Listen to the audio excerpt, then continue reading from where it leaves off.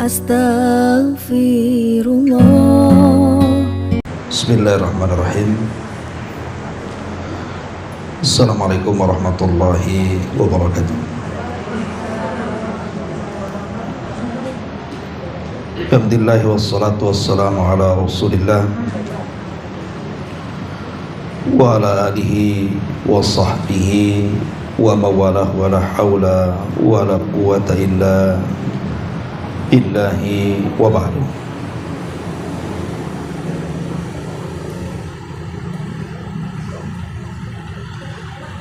Kita lanjutkan kajian kita, masih membahas tafsir singkat dari surah Al-Baqarah.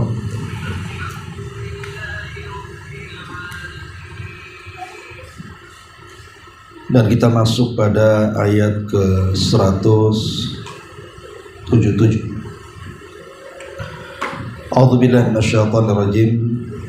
Bismillahirrahmanirrahim. Laisal birra an tuwallu wujuhakum qibalal masyriqi wal maghrib,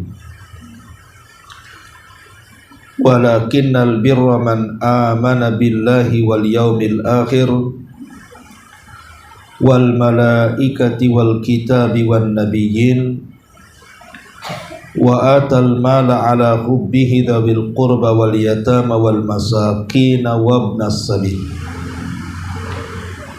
was-sa'ilina wa fir riqab wa aqamas salata wa ataz zakata wal mufuna bi ahdihim idza ahadu was-sabirina fil ba'sa'i wad dharra'i wa hinal ba's ulaika alladzina sadaqu wa ulaika humul muttaqun. Allah Subhanahu wa taala berfirman di sini, bukanlah kebaikan itu engkau menghadapkan wajahmu ke arah timur ataupun ke arah barat, melainkan kebaikan itu adalah kebaikan orang-orang yang beriman kepada Allah, hari akhir, malaikat-malaikat, kitab-kitab dan nabi-nabi, serta memberikan harta yang dicintainya kepada kerabat, anak-anak yatim, orang-orang miskin, para musafir, para peminta-minta, dan memerdekakan hamba sahaya. Kemudian melaksanakan salat dan menunaikan zakat, serta menepati janji apabila berjanji. Kemudian sabar dalam kemelaratan, sabar dalam penderitaan, dan sabar saat peperangan. Itulah orang-orang yang benar dalam keimanannya, dan itulah orang-orang yang bertakwa dalam hatinya. Ma'asyiral muslimat yang dimuliakan Allah Subhanahu wa taala, ayat ini ada beberapa asbab nuzul. Asbab nuzul yang pertama, kita tahu bahwa orang-orang Yahudi dan orang-orang Nasrani, mereka sangat keras di dalam menentukan kiblat. Yahudi menyalahkan kiblatnya Nasrani, dan Nasrani juga menyalahkan kiblatnya Yahudi. Di mana Yahudi memiliki kiblat di Baitul Maqdis. Adapun kiblatnya Nasrani adalah tempat kelahiran Isa bin Maryam, Baitul Lahmin atau Bethlehem. Dan ketika masing-masing menyalahkan satu kiblat dengan yang lainnya, dan Yahudi mengatakan bahwa kiblat yang benar itu adalah ke Baitul Maqdis, sementara Nasrani juga sama. Akhirnya kemudian Allah Subhanahu wa taala gambarkan kisruh mereka dalam Quran. Wa qalatil yahud laisatin nasara ala syai'. wa qalatin nasara laisatil yahudu ala syai'. Berkata orang-orang Yahudi bahwa Nasrani itu tidak ada apa-apanya. Nasrani juga mengejek dan mengatakan justru yang Yahudi yang tidak ada apa-apanya. Maka berseterulah mereka soal kiblat. Maka Allah Subhanahu wa taala akhirnya turunkan ayat ini, laisal birra an tuwallu wujuhakum qibalal masyriqi wal maghrib. Kebaikan itu bukan engkau mengarah ke timur ataupun ke barat. Maksudnya bukan mengarah ke kiblat Yahudi atau ke kiblat Nasrani. Tapi kebaikan itu adalah ketaatan kita kepada Allah Subhanahu wa taala. Kemudian Allah menyebutkan beberapa permasalahan tentang apa itu kebaikan. Ini satu pendapat. Pendapat yang kedua, kita tahu bahwa orang-orang Mekah Quraisy, orang-orang kafir Quraisy itu dahulu menjadikan sebelah timur Ka'bah dan sebelah barat Ka'bah itu dijadikan kiblat doa bagi mereka. Jadi kalau mereka masuk dari arah barat, maka mereka akan berdoa ke arah timur. Tapi kalau mereka masuk dari arah timur, maka mereka akan berdoa ke arah barat. Maka Allah Subhanahu wa taala turunkan ayat laisal birra an tuwallu wujuhakum qibalal masyriqi wal maghrib. Bukanlah kebaikan itu kau hadapkan ke timur atau barat, bukan itu. Tapi kebaikan itu kau beriman, bukan menyekutukan Allah Subhanahu wa taala. Ini asbab nuzul yang kedua. Kemudian asbab nuzul yang ketiga, disebutkan bahwa ayat ini turun untuk orang yang beriman yang bertanya kepada Nabi sallallahu alaihi wasallam. Kemudian turun ayat ini. Sebagian ahli tafsir mengatakan bahwa dulu ketika seseorang membaca syahadat dan juga salat, mereka menghadap ke arah manapun. Kemudian begitu juga saat kematian, maka ia akan masuk ke dalam sorga dengan keyakinannya. Setelah Nabi SAW hijrah dan turun kewajiban-kewajiban dan batasan-batasan syariat, maka kiblat semua diarahkan ke Ka'bah, tidak boleh lagi mengarah kemanapun. Maka turunlah ayat ini, bahwa kebaikan itu bukan semata-mata zatnya kita ini mengarah ke Ka'bah, bukan zatnya kita mengarah ke Ka'bah, bukan itu. Tapi hakikat kebaikan itu ya tadi beriman kepada Allah, beriman kepada para malaikat dan begitu seterusnya. Ada juga yang mengatakan bahwa asbab nuzul dari ayat ini karena perseteruan orang-orang Yahudi, Nasrani dan orang-orang musyrik saat pengalihan kiblat. Jadi saat pengalihan kiblat, Nabi mengalihkan kiblat dari Baitul Maqdis menuju Baitullah Al-Haram. Di situ terjadi keributan. Orang-orang Yahudi menyangka bahwa agama Muhammad adalah agama permainan. Masa kiblat ditukar-tukar. Begitu juga orang-orang musyrik Arab dan mengatakan, lihat Muhammad sudah menghadap ke arah kita. Jangan-jangan dia akan balik lagi ke agama kita. Orang-orang munafik juga makin mengolok-olok. Dan begitu seterusnya. Maka turun ayat ini, laisal birra an tuwallu wujuhakum qibalal masyriqi wal maghrib. Bahwa bukanlah kebaikan itu kau arahkan ke arah timur ataupun ke barat. Maka Allah Subhanahu wa taala menjelaskan hakikat kebaikan itu apa. Maka Allah mengatakan walakinnal birra man amana billah. Tetapi hakikat kebaikan itu adalah orang yang beriman kepada Allah Subhanahu wa taala. Beriman kepada Allah Subhanahu wa taala artinya beriman kepada 4 perkara. Pertama, beriman kepada wujudnya Allah. Yang kedua, beriman kepada rububiyahnya Allah. Yang ketiga, beriman kepada uluhiyahnya Allah. Dan yang keempat, beriman kepada nama dan sifat-sifat Allah Subhanahu wa ta'ala.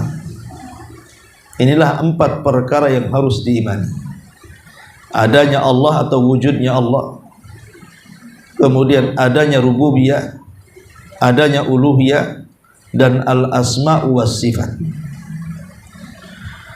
Kemudian Allah mengatakan wal yaumil akhir. Setelah beriman kepada Allah, baru beriman kepada hari akhir. Dan rukun beriman kepada hari akhir itu juga ada 5. Pertama, beriman dengan kematian. Kullu nafsin dha'iqatul maut. Setiap jiwa itu pasti mengalami kematian. Yang kedua, beriman kepada alam barzakh, bahwa ada proses peristiwa-peristiwa setelah kematian di alam kubur. Kemudian yang ketiga, beriman kepada kebangkitan, bahwa manusia itu pasti akan dibangkitkan oleh Allah Azza wa Jalla. Kemudian yang keempat, beriman kepada proses hisab, bahwa ada pertanggungjawaban di hadapan Allah Subhanahu wa ta'ala di padang mahsyar. Dan yang terakhir, beriman kepada balasan al-jaza. Yang dimaksud balasan di sini, bisa seseorang masuk ke dalam surga, atau bisa juga seseorang itu dimasukkan ke dalam neraka. Itulah arkan al-iman bil yaumil akhir. Rukun-rukun beriman dengan hari akhir. Kenapa Allah Subhanahu wa ta'ala di sini mendahulukan beriman dengan hari akhir setelah beriman kepada Allah? Bukankah dalam hadis Jibril yang panjang, ketika Nabi SAW ditanya oleh Jibril apa itu iman, maka hari akhir itu diletakkan pada poin kelima. Baru setelah itu beriman kepada takdir, beriman kepada Allah, malaikat, kitab, nabi, baru beriman dengan hari akhir, baru kemudian beriman dengan takdir. Tapi di sini urutannya justru beriman kepada Allah dulu, baru beriman kepada hari akhir. Seolah-olah Allah memulai dengan permulaan dan Allah mengakhiri dengan akhiran. Permulaannya kita beriman kepada Allah, dan akhirnya kita beriman dengan hari akhir. Karena di dunia ini kita beriman dengan Allah Subhanahu wa ta'ala, dan di akhirat kita beriman akan berjumpa dengan Allah Subhanahu wa ta'ala. Makanya kemudian didahulukan beriman kepada hari akhir setelah beriman kepada Allah. Di dunia kita beriman dengan Allah, ya tadi mencakup beriman dengan para malaikat, dengan kitab-kitab, dengan nabi-nabi, dan begitu seterusnya. Untuk apa? Untuk persiapan berjumpa dengan Allah. Dan itulah yaumil akhir. Sehingga tengah-tengah antara beriman dengan Allah dan beriman dengan hari akhir itulah beriman dengan para malaikat, dengan kitab-kitab, dengan para nabi. Karena tujuannya adalah untuk berjumpa dengan Allah Subhanahu wa ta'ala. Kemudian Allah Subhanahu wa ta'ala mengatakan wal malaikati, beriman dengan para malaikat. Beriman dengan para malaikat artinya beriman dengan seluruh tugas-tugas para malaikat, dan juga beriman dengan nama-nama para malaikat yang kita kenal atau yang tidak kita kenal. Karena malaikat itu jumlahnya banyak. Tidak ada yang tahu berapa jumlah para malaikat kecuali Allah. Allah mengatakan wa ma ya'lamu junuda rabbika illa. Tidak ada yang tahu jumlah tentara Allah kecuali Allah saja. Artinya jumlah para malaikat tidak ada yang tahu. Tetapi ada para malaikat itu yang diberitahu namanya, seperti Jibril, Mikail, Israfil, Malakul Maut, Malaikat Malik, dan beberapa para malaikat yang disebutkan namanya. Ya, kita beriman dengan yang dikenal namanya. Tetapi yang tidak dikenal namanya pun harus kita beriman. Kemudian wal kitabi, dan juga beriman kepada kitab-kitab langit. Beriman kepada kitab-kitab langit, dan sama juga beriman kepada kitab-kitab. Artinya beriman dengan yang kita kenal namanya, seperti Suhuf, kemudian Taurat, kemudian Zabur, kemudian Injil, kemudian Quran. Artinya itu kita kenal namanya. Tapi bukan berarti kemudian kitab ini hanya ada ini saja, tidak.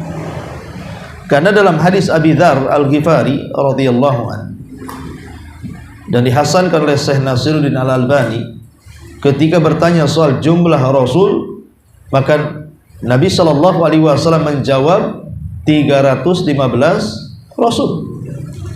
Dan setiap Rasul itu pasti diberikan kitab, lain kalau Nabi. Ya.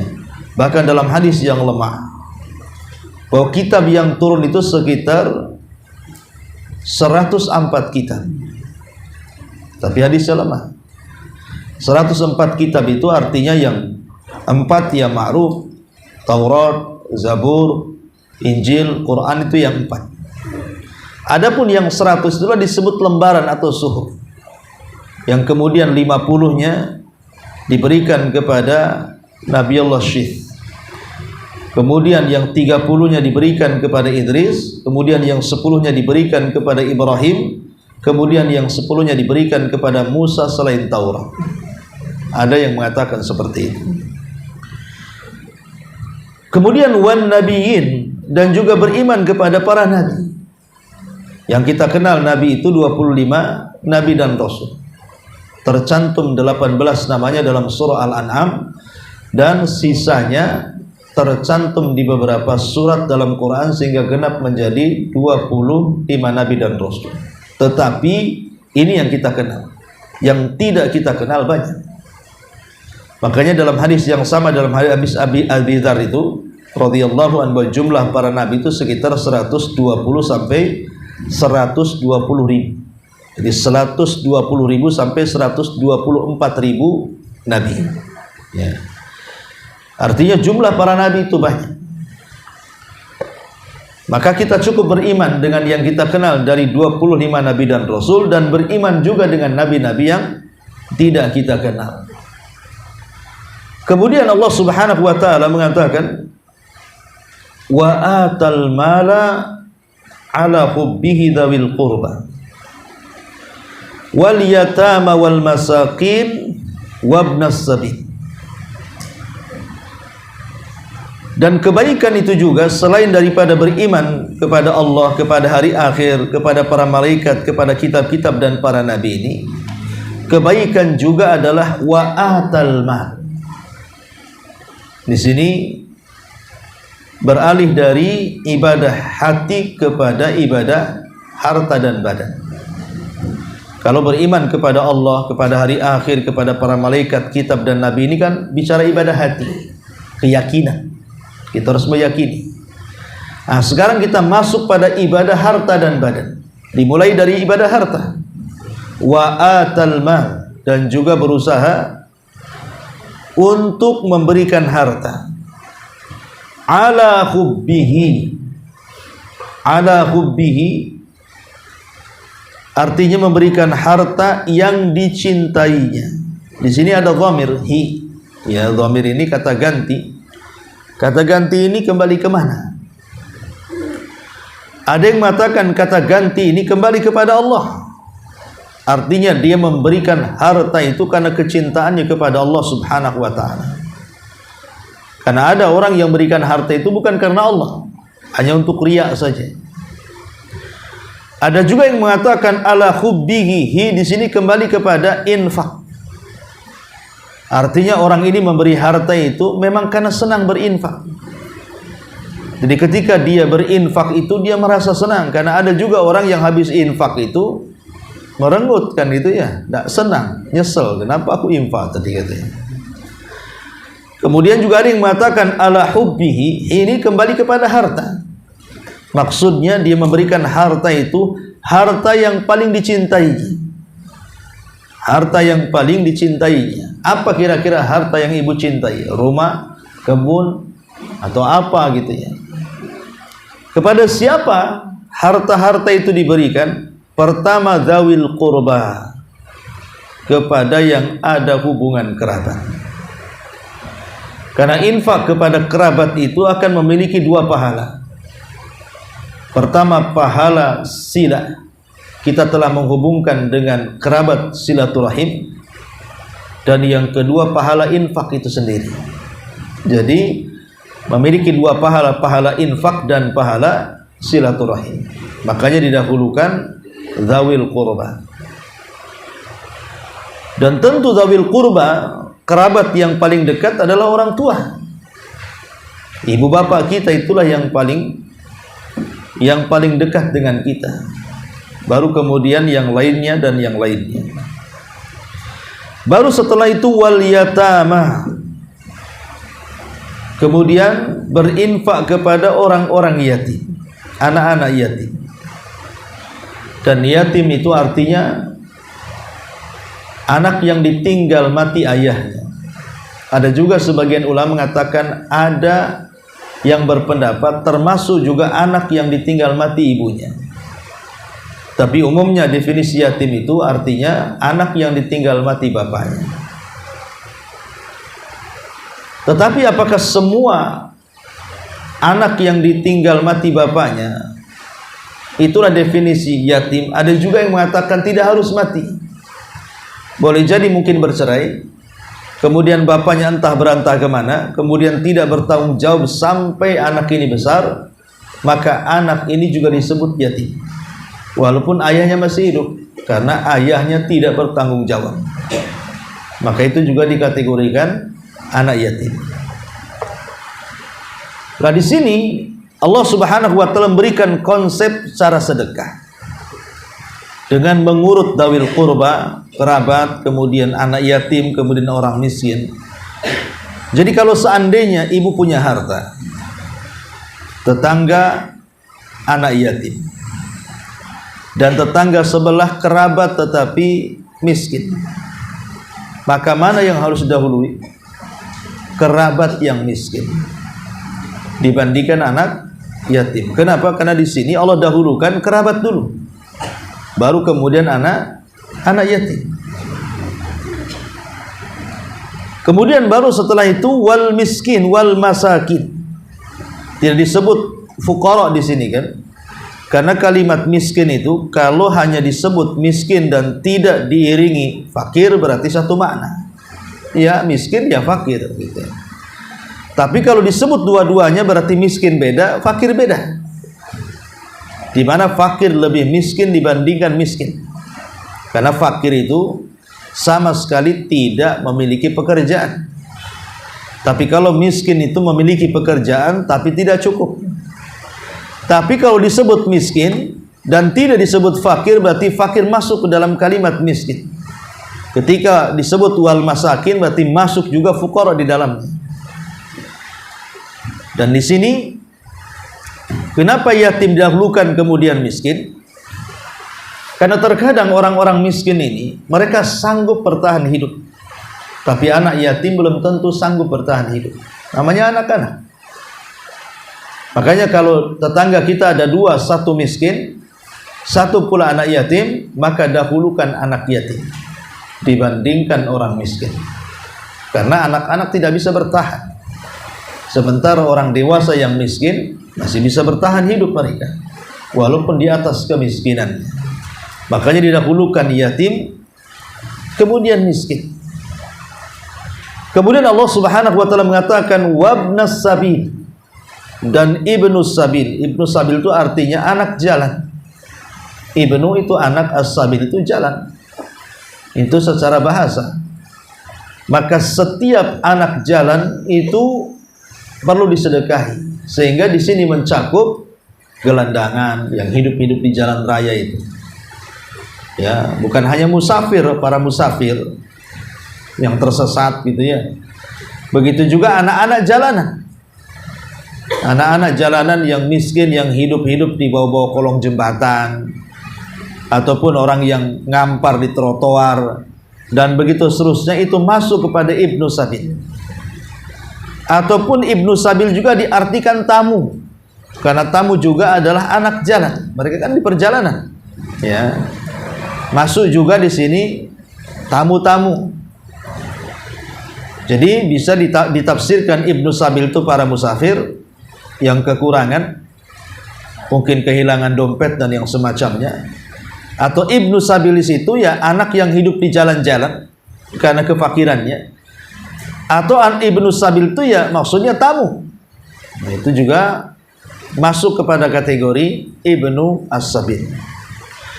Kemudian Allah Subhanahu wa taala mengatakan wasailina, dan orang-orang yang meminta-minta. Orang-orang yang meminta-minta itu ada dua. Ada meminta-minta dengan lisannya, ada meminta-minta dengan gerak badannya atau hal dengan kondisinya.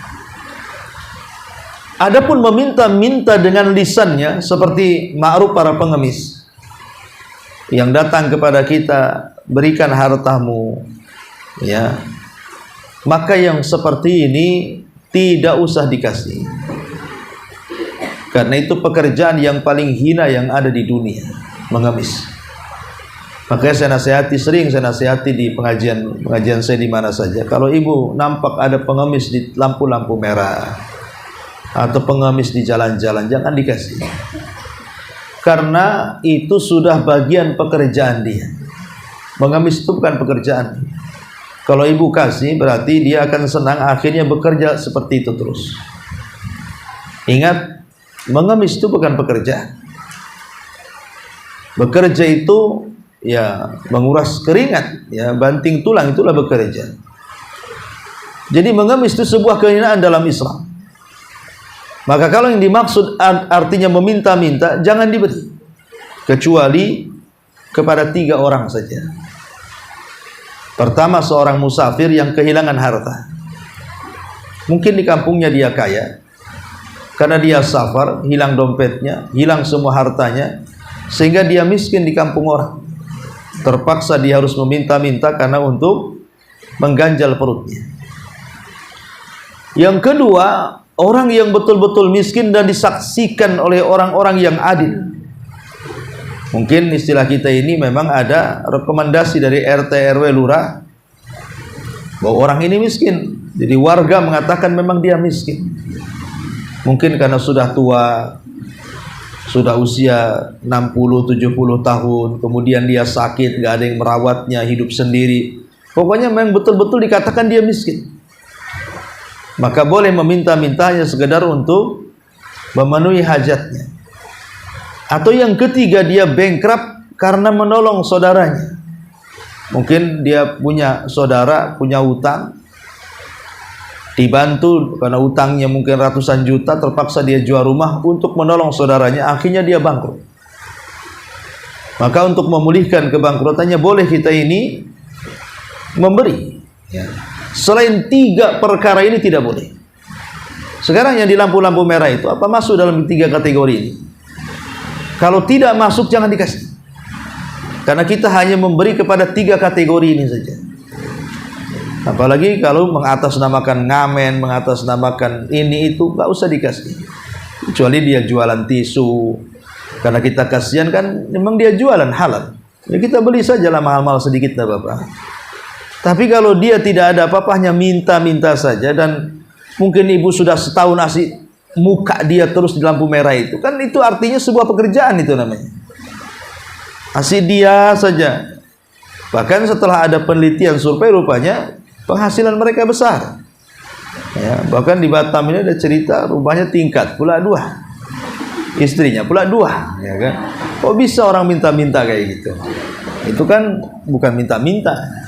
Jadi kalau maksudnya meminta-minta itu dengan lisan, bil lisan, itu tidak boleh. Tidak usah dikasih, kecuali 3 perkara tadi. Kemudian yang kedua ada namanya bilhad. Karena ada orang miskin itu yang punya izah. Dia tak mau minta-minta. Maka dengan upaya dia berusaha untuk apa? Untuk terkesan dia itu sanggup menghidupi keluarga. Padahal sebenarnya dia nggak sanggup. Dia hanya menutup-nutupi dari manusia saja. Tapi kita tahu dia tidak sanggup. Lah kalau kita tahu, tidak tahu, dan tahu dia tidak sanggup, kita beri. Ya. Dia itu tidak mau meminta karena malu. Sebenarnya kalau tidak malu pasti dia minta. Cuman karena perasaan malunya mengalahkan, dia tidak mau ngomong. Tapi dia hanya hal atau kondisi mereka itulah yang seolah-olah mereka itu butuh uluran tangan kita. Lah orang yang seperti ini ibu bantu, ibu tolong. Jangan nolong kepada orang yang minta-minta dengan lisan. Kalau mau nolong, carilah orang-orang yang secara hal saja kita bantu. Dia tidak minta-minta lisan dan dia berusaha untuk tegar dalam hidupnya. Tapi kita tahu dia orang susah. Kita bantu. Yaitu maksudnya dalam ayat ini wasailina, kemudian wafir riqab. Ya, maksudnya riqab di sini artinya ada yang mengatakan riqab di sini memerdekakan budak. Ada yang mengatakan budak yang dirinya ingin merdeka sehingga disebut mukatab. Dia ngomong sama majikannya, saya ingin merdeka, tapi bayar berapa? Nanti saya akan bekerja, semua hasilnya saya akan kasihkan ke kamu. Tapi selesai lunas saya merdeka. Itu namanya mukatab. Ada yang mengatakan riqab di sini artinya leher yang akan diputus, artinya yang akan dihukum mati.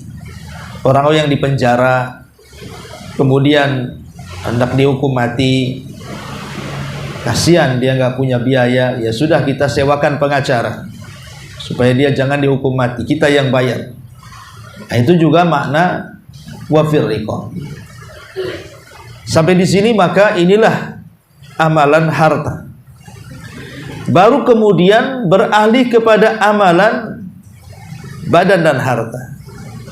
Allah Subhanahu wa taala mengatakan wa aqama as-salata, dan kebaikan itu juga adalah seseorang mendirikan salat.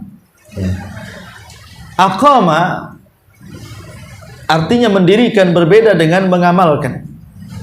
Kata Syekh Shalih Fauzan hafizahullah taala, makna aqama artinya orang yang salat mendatangkan semua yang dihajatkan dalam salat. Ya, termasuk syarat-syaratnya, rukun-rukunnya, wajib-wajibnya, sunnah-sunnahnya. Maka siapa yang mendatangkan 4 perkara dalam salat, maka dia telah mendirikan salat. Artinya syaratnya dia datangkan, betul-betul dia perbaiki syaratnya, wudunya dan begitu seterusnya. Kemudian rukun-rukunnya yang 14 itu. Kemudian syarat-syaratnya, wajib-wajibnya. Kemudian termasuk sunnah-sunnahnya, baik sunnah perbuatan atau sunnah ucapan. Pokoknya dia berusaha mendatangkan semuanya, maka dia telah mendirikan salat. Kemudian wa ataz zakata, dan dia menunaikan zakat apabila sudah sampai haul dan nisabnya. Jadi hak harta dia keluarkan. Kemudian wal mufuna bi ahdihim idza ahadu. Dan kebaikan juga seseorang menepati janji apabila dia berjanji. Perjanjian itu ada 2 macam. Ada perjanjian kita dengan Allah, ada perjanjian kita dengan makhluk Allah, manusia. Adapun perjanjian kita dengan Allah itu ada 3. Pertama, perjanjian Allah Subhanahu wa taala yang memerintahkan kita dan melarang kita, memerintahkan sesuatu dan melarang sesuatu. Maka seluruh perintah Allah kepada kita, semua larangannya harus kita laksanakan. Karena itu perjanjian kita dengan Allah di alam arwah. Allah mengatakan di alam arwah itu, alastu bi rabbikum, bukankah aku Rabb kalian? Maka kita telah menjawab di alam arwah itu, qalu bala syahidna. Artinya kita sudah melakukan perjanjian. Apapun yang Allah perintahkan, apapun yang Allah larang, kita harus tinggalkan. Yang kedua, perjanjian kita dengan Allah dalam bentuk kita mengikat perjanjian kita sendiri dengan Allah dalam bentuk nazar. Allah tidak memerintahkan, tapi kita ingin mewajibkan sesuatu yang sunnah kepada kita dengan Allah. Ya Allah, kalau seandainya begini-begini aku akan nazar. Nazar itu mewajibkan sesuatu yang Allah tidak wajibkan. Awalnya sunnah tapi menjadi wajib karena nazar. Nah, kita harus laksanakan kalau sudah bernazar itu. Ya. Ataupun kemudian perintah Allah Subhanahu wa taala berkaitan dengan hablum minan nas. Dengan hubungan kita dengan manusia, ketika kita menjanjikan sesuatu, maka jangan sampai dikhianati janji itu. Diberikan amanah, jangan sampai mengkhianati amanahnya. Itulah wal mufuna bi ahdihim idza ahad. Dan yang kedua, perjanjian dengan manusia, maksudnya dengan orang kafir. Lah, perjanjian dengan orang kafir, apakah harus ditunaikan janji bersama orang kafir ini? Maka lihat orang kafirnya. Kalau kafir harbi, maka tidak perlu ditepati janjinya. Karena kafir harbi itu kafir yang menyerang kaum muslimin, pasti mereka akan berkhianat. Ya. Tapi kalau kafirnya memang kafir dhimmi atau kafir musta'man yang memang tetangga kita dan kita kenal kebaikan dia, maka kalau kita berjanji, maka kita tepati janji kita dengan mereka. Kemudian Allah mengatakan was-sabirina fil ba'sa'i wadh-dharra'i wa hinal ba'si. Dan kebaikan juga seseorang bersabar. Di sini disebutkan 3 kondisi: bersabar saat kemelaratan. Bersabar maksudnya kemelaratan di sini dengan kemiskinan, dengan kekurangan. Ataupun yang kedua, bersabar dengan penderitaan, dengan penyakit, ya. Atau bersabar saat ba'sa, saat peperangan. Sebab kalau tidak sabar saat peperangan, bisa saja kita lari dari peperangan. Karena memang harus ada keberanian. Saat berperang itu harus ada keberanian. Ma'asyiral muslimat yang dimuliakan Allah Subhanahu wa taala. Ulama mengatakan bahwa sabar itu bagikan kepala dalam badan. Artinya kalau badan tidak ada kepala, pasti mati. Begitu juga manusia, kalau tidak ada sabar pasti putus asa. Makanya ulama mengatakan sabarlah dalam beberapa kondisi ini. Ya, sabar itu wajib pada setiap kondisi, tetapi menjadi penting sabar itu dalam beberapa kondisi ini. Pertama, ya, sabar ketika meninggalkan syahwat yang diharamkan. Yang kedua, sabar ketika menghadapi kefakiran dan kesulitan ekonomi. Yang ketiga, sabar saat memerangi orang-orang kafir. Kemudian yang keempat, sabar saat berdakwah. Karena dalam berdakwah itu akan banyak ujian, maka sabar. Kemudian sabar ketika mendengar ucapan para mukhalifin, orang-orang yang menyerang Islam. Kemudian juga yang keenam, sabar ketika mendapatkan gangguan. Kemudian juga sabar ketika mencari nafkah yang halal. Jangan sampai terjerumus kepada yang haram. Ya. Kemudian juga yang 8, sabar ketika seseorang diuji kehilangan pandangan. Mungkin tadinya melihat jadi buta. Kemudian juga yang nomor 9, sabar ketika inda faqdil ahibah, ketika orang-orang yang kita cintai ini meninggalkan kita. Kemudian juga yang nomor 10, sabar ketika berinteraksi dengan manusia. Karena kalau orang sudah orang banyak itu cara berpikir, cara bicaranya berbeda. Kadang ada yang menyakitkan, ada yang nyinggung dan begitu seterusnya. Harus sabar. Kemudian juga yang nomor 11, sabar ketika sakit. Karena sakit ini kalau tidak sabar biasa putus asa. Kemudian juga sabar menghadapi akhlak buruk dari pasangan. Terkadang orang diuji suaminya jahat atau istri yang jahat, ya. Kemudian juga sabar ketika mentarbiyah anak-anak. Karena yang namanya tarbiyah itu kalau tidak sabar gak jadi. Harus ada kesabaran di dalam mentarbiyah itu. Kemudian sabar ketika menghadapi qada dan qadar. Itulah kata para ulama, kondisi-kondisi yang sabar itu harus diekstrakan, harus lebih lagi dalam kondisi-kondisi ini. Dan kita tahu bahwa sabar ini terbagi menjadi tiga kan. Sabar ketika menjalankan ketaatan, sabar ketika berusaha menjauhi kemaksiatan, dan sabar ketika menerima qada dan qadar. Lah untuk tiga kesabaran ini, maka manusia terbagi menjadi empat. Pertama, ada orang yang sabar saat melaksanakan ketaatan, sabar saat meninggalkan kemaksiatan, maka inilah manusia yang paling sabar. Karena dia bisa menggabungkan dua sabar. Sabar ketika sholat, dia tetap melaksanakan sholat, tapi sabar juga untuk tidak maksiat. Yang kedua, ada orang yang sabar ketika melaksanakan ketaatan kepada Allah. Sabar dia, sholat 5 waktu dia lakukan, tapi dia tidak sabar ketika bermaksiat. Dia masih riba, dia masih gibah, dia masih zalim. Pokoknya dia tidak sabar, dia masih zina, tapi sholat ya. Maka ini orang yang buruk akhlaknya.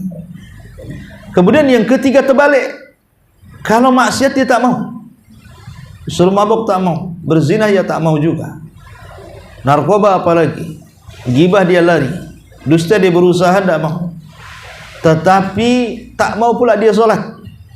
Nah, jadi maksiat dia bisa sabar, taat pula tak sabar. Ini orang celaka ya. Dan yang paling parah tentu yang keempat, tidak sabar dua-duanya. Tidak sabar saat melaksanakan ketaatan, tidak sabar juga saat meninggalkan kemaksiatan. Maka ini seburuk-buruk manusia. Ma'asyiral muslimat yang dimuliakan Allah Subhanahu wa taala. Itulah di antara maratibus sabar. Adapun pahala atau keutamaan sabar sendiri, pertama, sabar itu memiliki pahala yang besar tanpa batas. Innama yuwaffas sabiruna ajrahum bighairi hisab. Balasan orang yang sabar itu tanpa batas. Yang kedua, akan mendapatkan kecintaan Allah. Wallahu yuhibbus sabirin. Allah suka dengan orang-orang yang sabar. Kemudian yang ketiga, akan mendapatkan sorga. Sebagaimana perkataan Rasul kepada wanita berkulit hitam yang punya penyakit ayan, dan dia minta supaya Rasul mendoakan supaya sembuh. Tapi Rasul mengatakan, la in sabarti walakil jannah. Kalau kau mau sabar, Allah akan hadiahi sorga. Kemudian dia mengatakan, idzan asbir. Kalau begitu saya sabar. Kemudian yang keempat, akan mendapatkan kebersamaan Allah. Innallaha ma'as sabirin. Allah akan bersama orang-orang yang sabar. Kemudian yang kelima, bahwa orang yang sabar akan mendapatkan lezatnya iman dan manisnya iman. Termasuk juga akan diberikan 3 keutamaan besar. Cukuplah 3 keutamaan besar ini menunjukkan fadilah orang yang sabar. Kalau tidak ada yang lain kecuali 3 perkara ini sudah cukup. Allah mengatakan, wa basyiris sabirin alladzina idza asabatkum musibatun qalu inna lillahi wa inna ilaihi raji'un ulaika alaihim salawatu mir rabbihim wa rahmah wa ulaika humul muhtadun. Beri kabar gembira kepada orang-orang yang sabar. Apabila ditimpa musibah, mereka mengatakan inna lillahi wa inna ilaihi raji'un. Kita semua datang dari Allah dan akan kembali kepada Allah. Mereka itulah akan mendapatkan salawat, pujian dari Allah, rahmat dari Allah, dan hidayah dari Allah. Cukup 3 perkara ini. Allah memuji kita, Allah memberikan rahmat kepada kita, dan Allah memberikan hidayah kepada kita. Ini sudah paling besar pahala bagi orang yang sabar. Kalau tidak ada kecuali 3 perkara ini, itu sudah mencukupi ya. Baik, kemudian Allah Subhanahu wa taala akhiri ayatnya, was-sabirina fil ba'sa'i wal-dharra'i wa hinal ba'si ulaika alladzina sadaqu wa ulaika humul muttaqun. Itulah orang-orang yang jujur dalam keimanan dan itulah mereka orang-orang yang bertakwa kepada Allah Subhanahu wa ta'ala.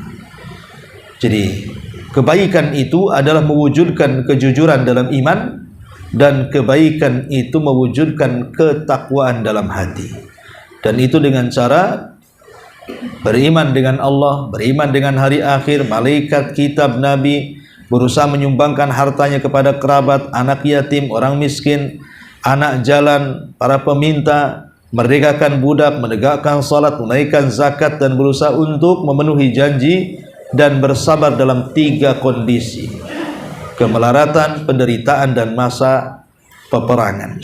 Inilah tafsir singkat dari surah Al-Baqarah ayat 177. Baik, sampai di sini. Sebelum saya tutup, atau ada hadiah di sini, kita buka tanya jawab dulu, silakan.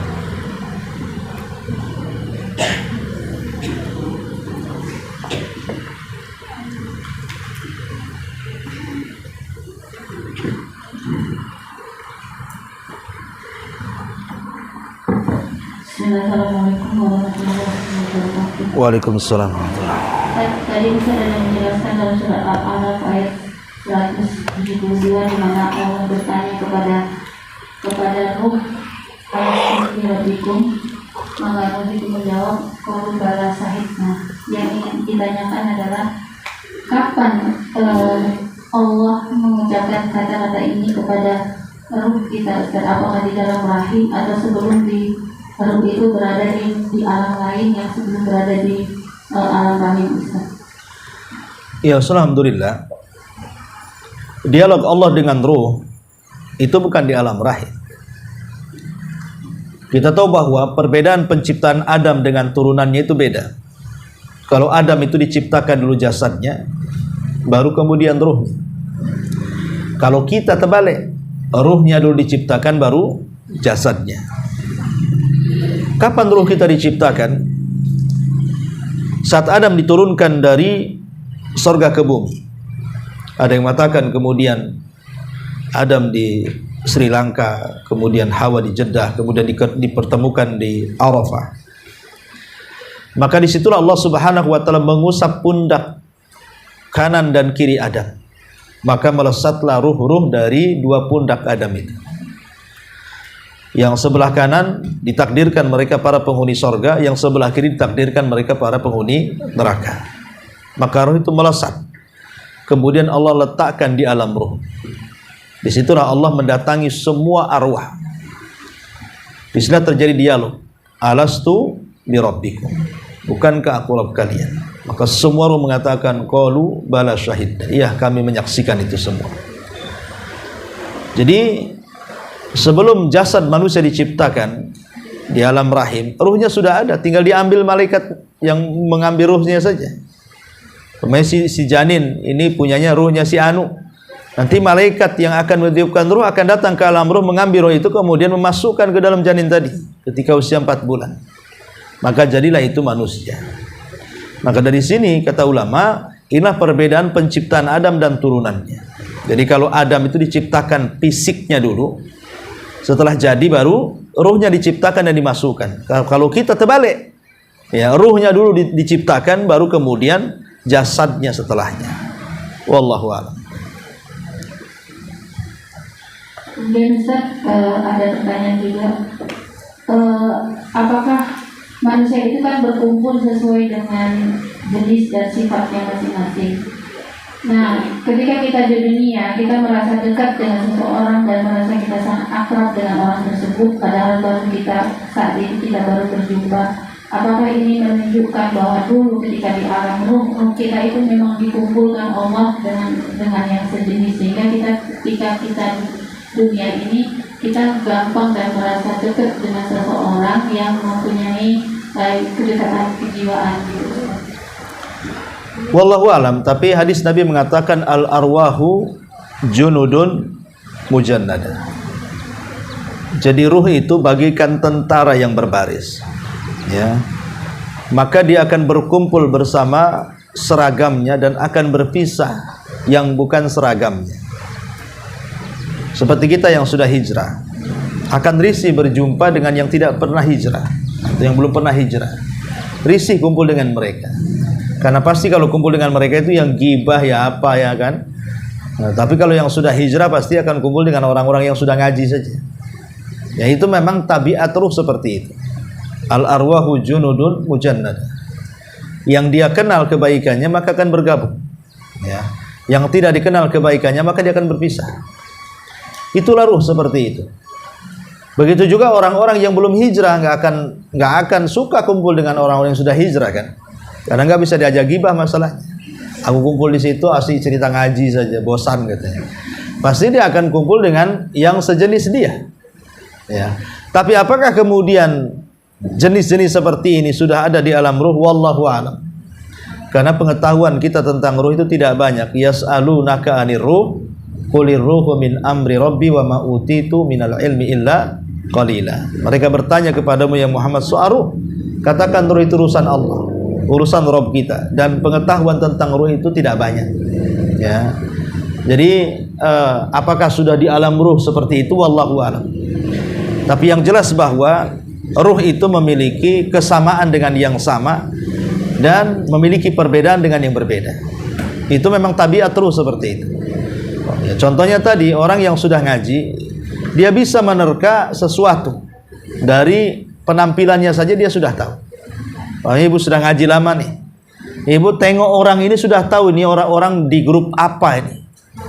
Ini jamaah mana? Ini kita tahu. Oh ini jamaahnya ini suka bid'ah ini. Ini jamaahnya ini suka kubur nih. Ini kita sudah tahu karena sudah ngaji kan. Walaupun kenalan pun tidak. Hanya nengok saja kita sudah tahu. Bukan dukun, tidak. Itu namanya hidayah. Ya, hidayah itulah yang kemudian kita bisa membedakan hanya melihat orang mana yang hak, mana yang batil. Dengan melihat orangnya saja belum kenal. Kadang diberikan seperti itu kekuatan ruh bisa menilai orang. Ya, jadi itulah hidayah yang akhirnya Allah bisa memberikan ilham kepada kita. Wallahu a'lam. Ya. Menyebutkan bahwa itu diciptakan bulan sebelum jasa. Karena itu termasuk penciptaan manusia 50 tahun sebelum Allah menciptakan dunia. Iya, alhamdulillah. Ya, manusia itu kan diciptakan jauh-jauh sebelum Allah menciptakan langit dan bumi. Ya. Tapi apakah kemudian ruh itu juga masuk dalam kategori itu? Ya. Wallahu alam, karena yang saya baca dalam beberapa riwayat bahwa ruh itu baru keluar dari jasad Adam yang akan menjadi anak turunannya setelah Adam diturunkan dari langit ke bumi. Artinya bumi sudah diciptakan. Tapi apakah ruhnya itu sudah diciptakan sebelum menciptakan Adam? Kan begitu ya pertanyaannya. Wallahu alam. Ya, wallahu alam. Karena ini perkara gaib. Tapi yang jelas kita zahirnya saja bahwa Adam diusap pundaknya, kemudian keluarlah ruh. Itu hadis yang sahih.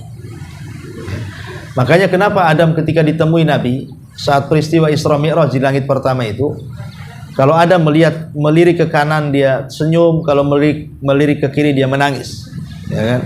Kemudian Rasul bertanya kepada Jibril, kenapa dengan kondisi Nabi Allah Adam kok dia suka menangis dan sebentar-sebentar tertawa? Dan Jibril beritahu, karena dia kalau melihat ke kanan dia melihat anak turunannya masuk surga. Kalau dia melihat ke kiri anak turunannya masuk neraka. Disitulah Adam kadang menangis, kadang tersenyum. Kalau melihat anak turunannya masuk surga dia tersenyum. Kalau melihat anak turunannya masuk neraka dia menangis. Begitu dalam riwayat itu. Artinya memang sudah ditakdirkan semuanya. Roh itu ada yang pasti masuk neraka, ada yang pasti masuk surga. Itu sudah ditakdirkan. Cuman kan kita tidak tahu ruh yang mana. Ya. Lah karena kita tidak tahu ruh mana yang ahli neraka, ahli surga itu, maka kita tidak boleh berdalil dengan takdir. Karena kita tidak tahu takdir kita. Makanya Rasul mengatakan ketika sahabat mengatakan, Rasul kalau takdir kita masuk neraka ngapain beramal? Toh juga nanti masuk neraka capek-capek saja katanya kan. Kalau kita sudah ditakdirkan masuk surga, ngapain pula juga kita harus menjauhi maksiat? Ya sudahlah maksiat saja toh juga nanti masuk surga. Maka Rasul mengatakan jangan seperti itu. Kemudian Rasul mengatakan i'malu ma syi'tum. I'malu fakullun muyassar lima khuliqalahu. Kata Rasul jangan mengatakan seperti itu karena kalian tidak tahu takdir kalian. Sudah beramal saja. buat kebaikan.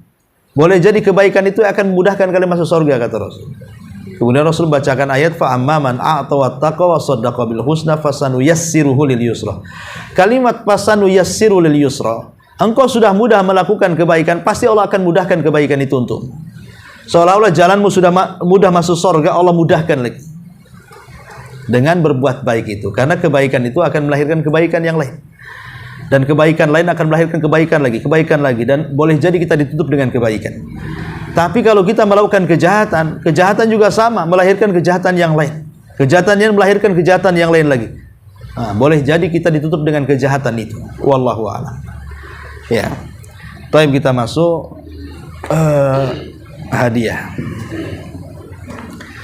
Pertanyaan pertama, sebutkan asbab nuzul satu saja dari surah Al-Baqarah ayat yang kita bahas 177 ini. Satu saja asbab nuzulnya.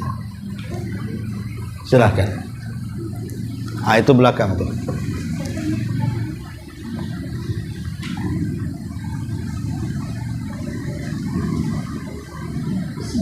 Salah satu asbab nuzul dari ayat tersebut yaitu perseteruan antara Nasrani dan Yahudi untuk menentukan di mana kiblat.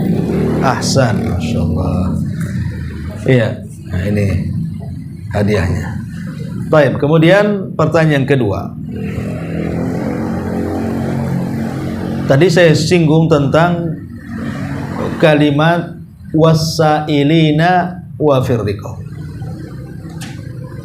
Kalimat as-sailin, apa tafsir as-sailin di sini? Orang yang mau minta-minta di sini.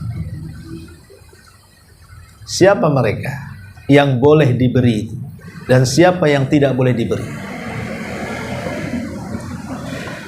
Yang meminta-minta itu kan ada dua, ada yang boleh diberi, ada yang tidak boleh diberi. Siapa yang diberi, siapa yang tidak boleh diberi?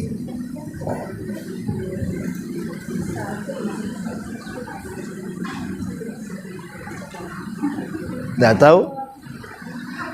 Baru tadi dijelasin, sudah lupa. Boleh? Pojok sana, pojok sana.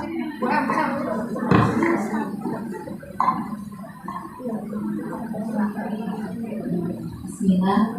Orang yang boleh diberi adalah orang yang menyembunyikan kemiskinannya, sedangkan orang yang tak boleh diberi adalah orang yang meminta dengan lisannya. Ahsan, ya. Alhamdulillah. Kemudian, kenapa Al-Quran di sini mentartib mendahulukan yatim baru miskin? Apa alasannya? Kenapa yang diberi itu yatim dulu, baru miskin? Kenapa tidak miskin baru yatim?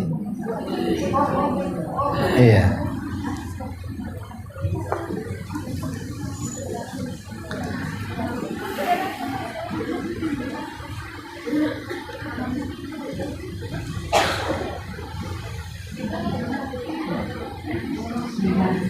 Kalau orang yatim tidak ada kekuatan sebagai faktor, kalau yang miskin tidak ada kekuatan.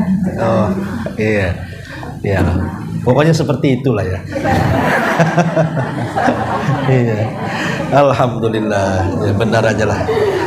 Baik, ini yang bisa saya sampaikan. Subhanakallah bihamdika, asyhadu an la ilaha illa anta astaghfiruka wa atubu ilaik. Allahu taala alam. Assalamualaikum.